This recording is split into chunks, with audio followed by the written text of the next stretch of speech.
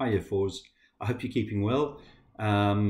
This week we're continuing with our adaptations discussions and focus. I was really impressed with your adaptation creations, you coming up with your own animals. Some of you combined different animals, and we got some really interesting combinations. Others of you decided to create a totally new animal.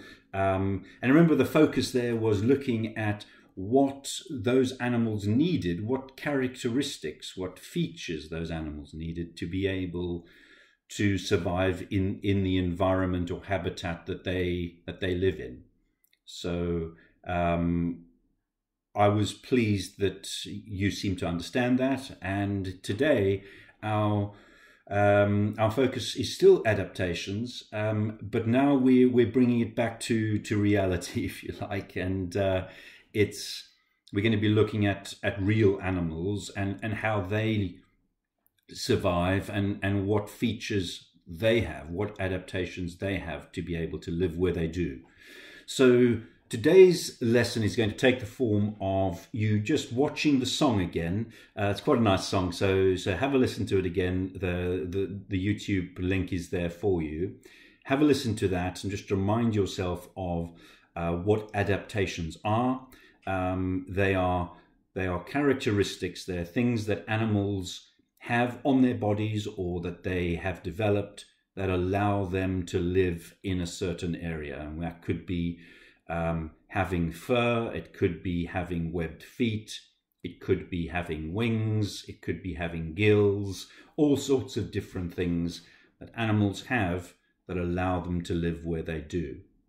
So once you've listened to the song, the actual task today is to do a little presentation, and you are going to choose one animal, a real animal, that you like the look of and interests you, and you're going to put together a presentation. Now, attached to Shobi, there are two extra little things that you can look at.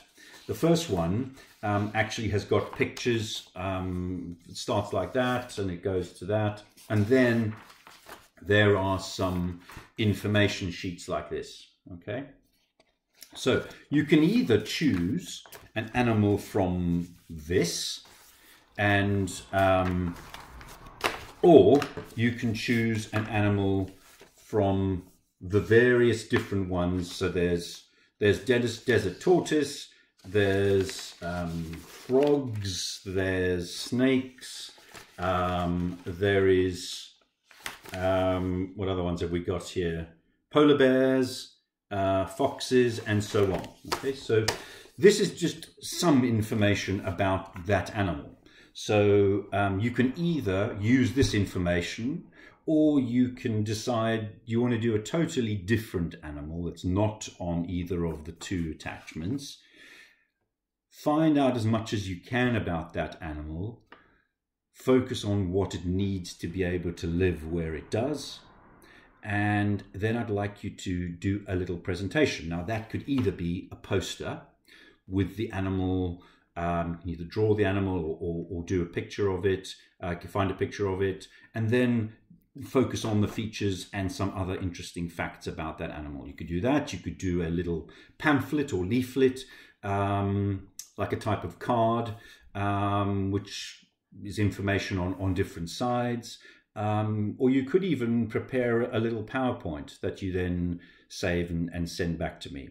But it's the attachments are there just to give you some ideas. There's quite a lot of information there, so you might find that it's enough and you don't need to go onto the internet to find more. But you can do a combination of the two, looking at the information that I've given you, as well as going onto the internet or looking in some books. So I look forward to seeing that. So the focus is looking at choosing an animal, either from the selection that I've given you on the attachments, or your own. Think of your own animal. Now, this is a real animal, not your own animal that you made up last week.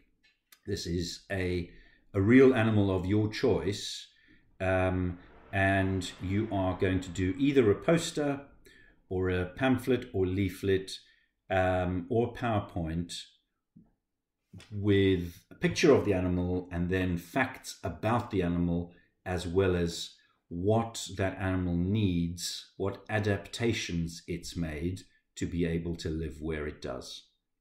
Hope you enjoy it. I look forward to seeing the work when you send it through, and keep well, everyone.